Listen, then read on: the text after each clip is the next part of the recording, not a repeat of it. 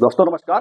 मैं प्रशांत कौशिक समाज इंडिया मंच पर आप सभी का हार्दिक स्वागत करता हूं, हार्दिक अभिनंदन करता हूं। आज हमारे साथ बहुत ही सीनियर जर्नलिस्ट पुष्पेंद्र शर्मा जी हमारे साथ हैं, जो हिंदुस्तान और अमर उजाला में संपादक रह चुके हैं और अनेक वर्षों का पत्रकारिता का उनका अनुभव है और राजनीति के विभिन्न कालखंड उन्होंने बहुत अच्छी तरह से देखे हैं और बहुत नजदीक से देखे हैं, क्योंकि अनेक चुनाव उन्होंने कवर किए अपने पत्रकारिता पूरी यात्रा के अंदर। और आज हम उससे चर्चा करेंगे वर्तमान का जो राजनीतिक परिदृश्य है भारत की राजनीति का, कि उसमें जिस तरह से उठापटक हम एक नए दौर में देख रहे हैं। जैसे नीतीश कुमार का जो इंडिया गठबंधन जो शिल्पकार माने जाते थे, वह आज बीजेपी के साथ एनडीए में शामिल हो गए हैं। तो इसके पश्चात भारतीय राजनीति के अंदर किस तरह का परिवर्तन वह देख रहे हैं? क्या जो इंडिया गठबंधन का जो स्वरूप बनाया गया था, जिसकी परिकल्पना की गई थी भारतीय जनता पार्टी सामने मजबूत विपक्ष की चुनौती देने के लिए, क्या उसमें कुछ फर्क पड़ेगा?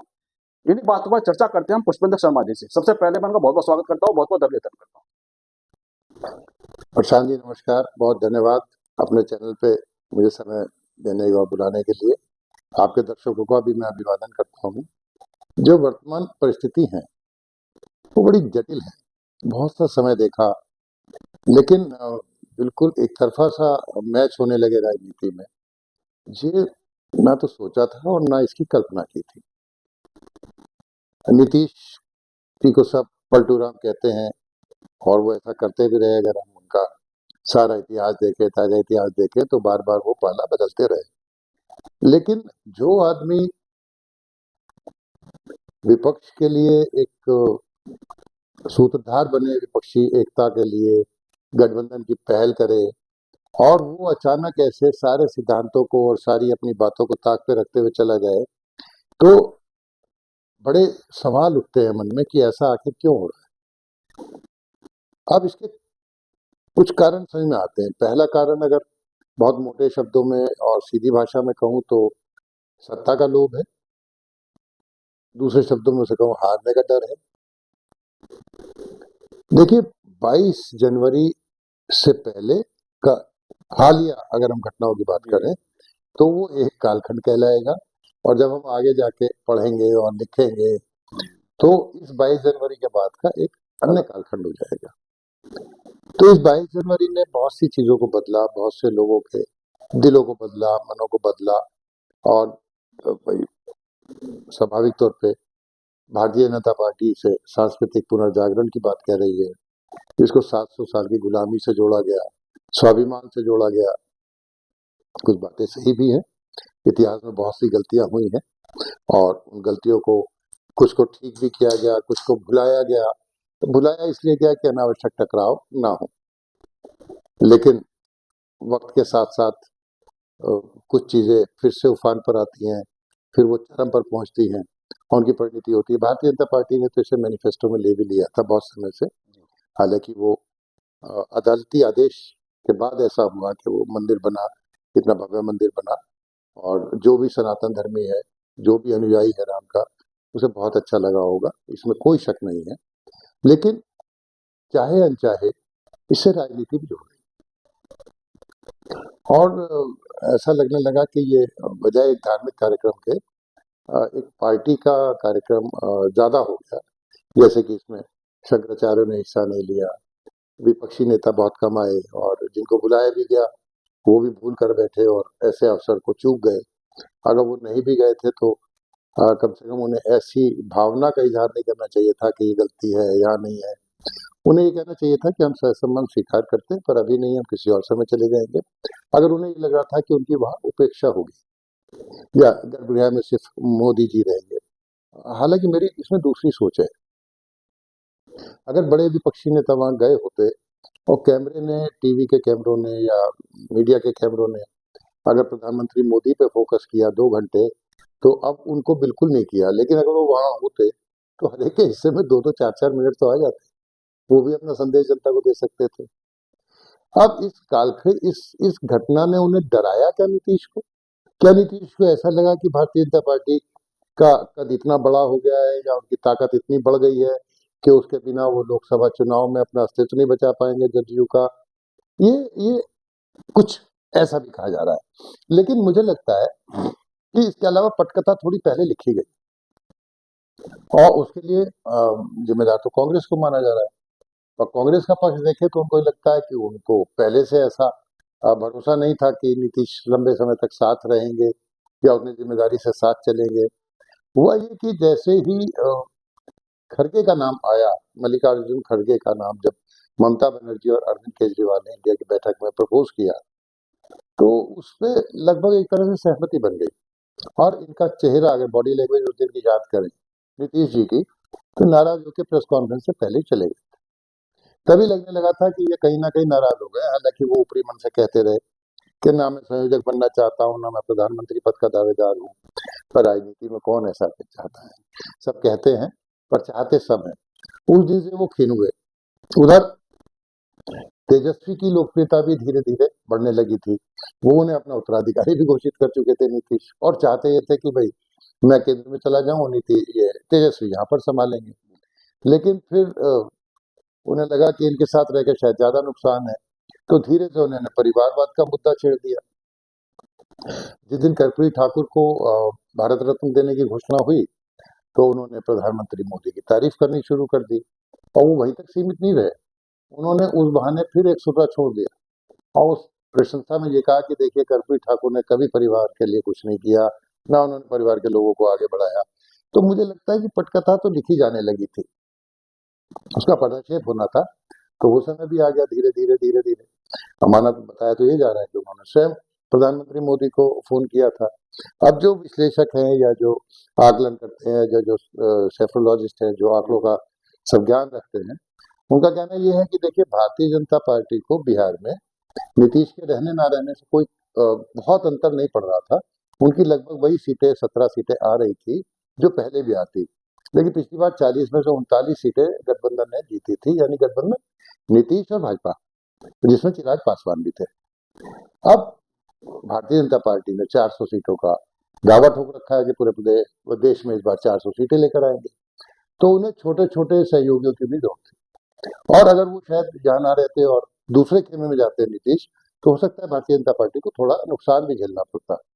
और जो वहां पर अभी जातिगत आंकड़े जारी किए गए, उसके बाद उनके लिए आरक्षण की भी घोषणा कर दी गई, तो मुझे लगता है भारतीय जनता पार्टी को ऐसा लग रहा था कि शायद जोखिम ज्यादा हो जाएगा अगर नीतीश अलग रहे। तो उन्हें मुंह मांगी मुराद मिल गई और उन्होंने नीतीश को अपने साथ ले लिया। ये मेरा आकलन ऐसा है। हालांकि जो विशेषज्ञ विश्लेषक हैं वो अलग अलग थ्योरी दे रहे हैं, बहुत से कारण बता रहे हैं। अब ये तो रही बिहार की बात। अब जो गठबंधन जिसका सूत्रधार, जिसका शिल्पकार आपके शब्दों में नीतीश कुमार थे, वो खुद ही चला गया हो, तो ये तो एक बहुत बड़ा झटका तो है ही है। उधर पश्चिम बंगाल में ममता बनर्जी ने भी तेवर अपने सख्त कर लिए। उन्होंने कह दिया कि साहब मैं हम तो अकेले चुनाव लड़ेंगे तृणमूल। और ट्यूनिंग देखिए, जिस समय पे वो ये बयान दे रही थी, उसी समय पश्चिम बंगाल से इतनी दूर पंजाब में मुख्यमंत्री भगवंत सिंह मान भी कह बैठे कि हम सारी 17 सीटों को अकेले लड़ेंगे। तो मुझे तो लगता है कभी कभी कि अरविंद केजरीवाल और ममता में कोई अंडरस्टैंडिंग है। दोनों ने एक साथ नाम प्रपोज किया था खड़गे जी का, वो क्यों किया था उसके पीछे भी कई सवाल है, और एक साथ ये घोषणा कर देना, तो ऐसा लगता है जैसे बड़ी स्क्रिप्ट जो है वो लिखी हुई थी। तो मुझे लगता है कि गठबंधन के लिए बहुत दिक्कतें हैं। उसके 2 दिन बाद जब ऐसा होता है, तो जो अन्य सहयोगी गठबंधन के होते हैं उनका भी हौसला बढ़ जाता है।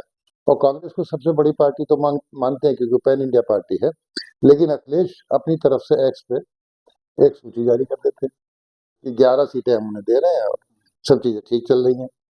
अब जयराम रमेश और कांग्रेस के प्रवक्ता ऐसे फंसे कि ना तो उसे मना कर सके और ना कर सके। ये भी मालूम है सबको कि वो सहमति नहीं हुई थी। उनका कहना ये था कि 25 सीटों की सूची दी गई थी, उसने जो प्रायोरिटी की थी हमने 11 की मान ली। तो गठबंधन की ये स्थिति है। तो मुझे लगता नहीं कि गठबंधन उतना मजबूत है जितना वो जून के बाद जो उसका एकदम से ग्राफ चढ़ना शुरू हुआ था और फिर उसे झटका लगा विधानसभा चुनावों में, जिसमें 3 राज्य कांग्रेस हार गई, वहां पर समाजवादी पार्टी के साथ समझौता ना करना मध्य प्रदेश में, ये सारी बातें मिला के बड़ा छिनबिन सा हो गया। जो बहुत मजबूत चुनौती एक समय लग रही थी कि ये दे पाएंगे भारतीय जनता पार्टी को, वो मुझे लगता है कमजोर होती जा रही है। हालांकि दूसरी ओर अगर हम तटस्थ भाव से देखें, तो राहुल गांधी ऐसा परचम उठाए हुए हैं और वो अकेले लड़ रहे हैं। मणिपुर से उन्होंने यात्रा शुरू की है जो मुंबई में समाप्त होगी। 2 दिन का उसमें गैप था, बंगाल में भी चले गए। तो जटिल तो बहुत है, जो दृश्य है बड़ा जटिल है, और कोई अनुमान लगा पाना या कोई भविष्य का वाणी करना बड़ा कठिन होता है।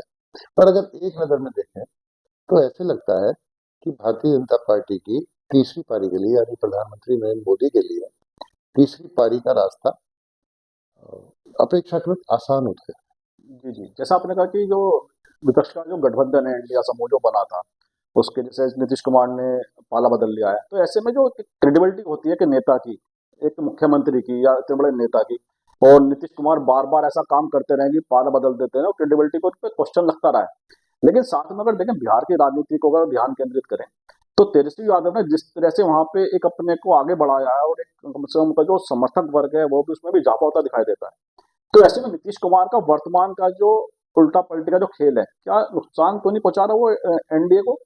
क्रेडिबिलिटी जो क्वेश्चन लग रहे हैं लगातार हम देख रहे हैं मीडिया के अंदर, जिससे की बातें हो रही है। प्रशांत जी, दुर्भाग्य ये है कि आज भारतीय राजनीति में नैतिकता और शुचिता का कोई अर्थ नहीं रह गया। अगर हम इसकी बात करें सिद्धांततः, तो नीतीश जी क्यों, भारतीय जनता पार्टी ने भी तो थोड़े दिन पहले ही कहते बिल्कुल रहे थे कि इनके लिए सब दरवाजे बंद हैं और चाहे बिल्कुल। कुछ हो जाए ये नहीं आएंगे, और इन्होंने कहा था मर जाऊंगा पर नहीं जाऊंगा। अब ये तो हो गया दलों की बात, लेकिन बावजूद इसके आप देखिए जितने विशेषज्ञ हैं, विश्लेषक है, राजनीतिक पंडित कह लीजिए, कोई भी इसे वोटों में उनके नुकसान होता हुआ नहीं दिखता। अब लोकतंत्र में निर्णायक कौन है? वो निर्णायक तो मतदाता है। मतदाता, अगर मतदाता ऐसा कोई फैसला दे देते हैं तो राजनीति के लिए एक अच्छी बात होगी। लेकिन निजी तौर पे मुझे ऐसा लग नहीं रहा कि बहुत ज्यादा नुकसान इन्हें होने जा रहा है, क्योंकि अब बातें जातिगत और दूसरी इतनी उलझी हुई पहेली हो गई है जी जी। कि उसमें नीतीश को इससे नुकसान पहुंचे या भारतीय जनता पार्टी को या एनडीए को इससे कोई नुकसान पहुंचे, है तो कड़वी हकीकत, लेकिन मुझे लग नहीं रहा कि बहुत नुकसान होगा प्रसाद जी। जी जी। और अच्छा, जो इंडिया गठबंधन है उसके हम जैसे अलायंस पार्टनर देखते हैं, आपने जैसे कहा कि ममता बनर्जी हो, चाहे अरविंद केजरीवाल हो, उन्होंने भी एकला चलो की बात कही है, और अखिलेश यादव ने एक तरफा 11 सीट देने की घोषणा कर दी है।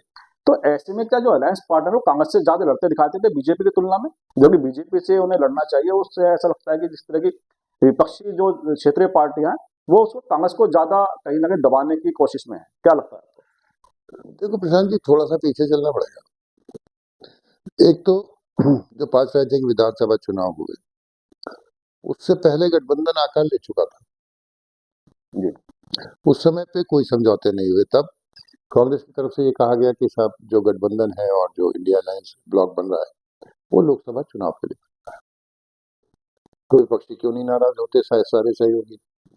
फिर एक बात राहुल गांधी ने भी कह दी थी, मुझे याद आ रहा है कि क्षेत्रीय पार्टियों के लिए कुछ उन्होंने कहा था जिस पर बहुत आपत्ति हुई थी और इन लोगों को बात हजम नहीं हुई थी। इससे भी महत्वपूर्ण बात एक और है, अगर आप ज्यादातर क्षेत्रीय दलों को देखें तो वो कांग्रेस की जमीन पे पैदा हुए हैं। जी।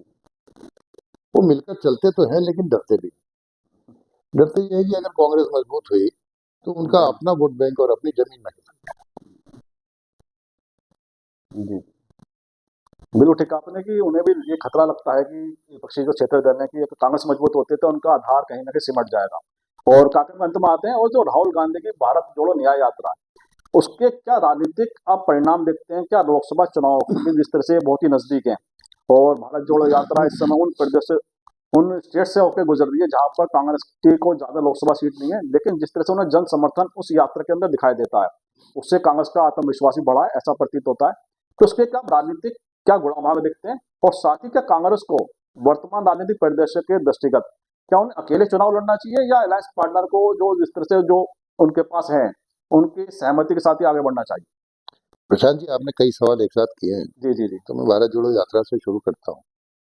देखिए, जब पहली यात्रा निकली थी तो आपकी हमारी कई बार बात हुई थी, जी और उसमें भी बहुत सैलाब उमड़ रहा था, जनता का समर्थन भी मिल रहा था। लेकिन नतीजे सिर्फ 2 जगह बदले, बिल्कुल। कर्नाटक और तेलंगाना। तेलंगाना। अब इसका थोड़ा सा डीप एनालिसिस की जरूरत पड़ती है। जी प्रशांत जी, अकेला चना बाहर नहीं फोड़ सकता। बिल्कुल। तो राहुल गांधी अकेले क्या क्या कर लेंगे? वो यात्रा निकाल रहे हैं, उत्साह बढ़ रहा है, उनका अपना व्यक्तित्व निखर रहा है, उन्हें जमीनी हकीकत की जानकारी हो रही है, मैं इससे इनकार नहीं करता। लेकिन कर्नाटक और तेलंगाना उस यात्रा को या उस यात्रा की मेहनत को, परिश्रम को भुनाने में इसलिए सफल हुए कि वहाँ कांग्रेस का संगठन लगातार सक्रिय था और नेताओं के सुर एक थे। और जब से यात्रा वहां से निकलकर गई कर्नाटक और तेलंगाना से, तो वो चुप नहीं बैठे, वहां के कार्यकर्ता लगातार काम करते रहे। अब राहुल गांधी जो करते हुए आ रहे हैं, अगर थोड़ा थोड़ा समर्थन भी वो बढ़ा रहे हैं, 1% वोट भी बढ़ा रहे हैं, तो उन्हें लेके बूथ तक कौन जाएगा? अगर कांग्रेस के कार्यकर्ता जी जान से जुट जाएंगे और उनके संदेश को पहुंचाएंगे, तभी तो ऐसा हो पाएगा। लेकिन अफसोस तो यह है कि कांग्रेस के कार्यकर्ता ऐसा करने में मुझे मतलब बहुत उनकी दिलचस्पी नहीं दिखाई देती। ये तो बात अलग है कि इतनी मेहनत कर रहे नहीं कर रहे, इधर से राहुल निकले और सब उसे भूलते चले जाते हैं। तो अगर वो तेलंगाना और कर्नाटक की तरह मेहनत कर लेगी कांग्रेस, जहां से यात्रा गुजर रही है, तो इसका लाभ मिलेगा। अन्यथा चुनाव परिणाम पे इसका असर बहुत ज्यादा नहीं होगा। जी जी, बिल्कुल सही कहा आपने। कांग्रेस की जो संगठनात्मक कमजोरी है उसको दूर करने की बेहद आवश्यकता है। और जैसे आपने कहा कि जो राहुल गांधी का संदेश है या जो बात कह रहे हैं या कांग्रेस जो वादे कर रही है, क्या कांग्रेस के कार्यकर्ता उसको बूथ स्तर तक आम आदमी तक ले जाने में सफल हो पाएगा? ये बड़े सवाल है। और ऐसे ही हमने देखा था कि मध्य प्रदेश की बात करें, जो विधानसभा चुनाव थे, छत्तीसगढ़ हो चाहे राजस्थान हो, जो कांग्रेस ने कास्ट सेंसस की बात की थी, जाति जनगणना की बात की थी, बाद में जो सामने बात ये निकल के आई कि कांग्रेस के नेताओं ने, कार्यकर्ताओं ने वो बात आम आदमी तक पहुंचाई नहीं कि हमारे मुद्दे क्या हैं। तो उसका बड़ा फर्क पड़ता है राजनीति के अंदर कि अगर अपनी बात या आदमी तक नहीं पहुंचा पाते हैं तो आप उसे कैसे अपने समर्थन में इकट्ठा कर पाएंगे। इन बातों के साथ आज की चर्चा को विराम भी देते हैं। और पुष्पेंद्र शर्मा जी ने जिस तरह से पूरे आज वर्तमान राजनीतिक परिदृश्य का विश्लेषण किया है, मुझे विश्वास है हमारे दर्शकों को चर्चा जरूर पसंद आएगी। आप सभी का मैं पुनः आभार, धन्यवाद व्यक्त करता हूँ। साथ में पुष्पेंद्र जी का भी धन्यवाद व्यक्त करता हूँ कि उन्होंने हमारे दर्शकों के लिए अपना समय निकाला। बहुत बहुत धन्यवाद। बहुत धन्यवाद प्रशांत।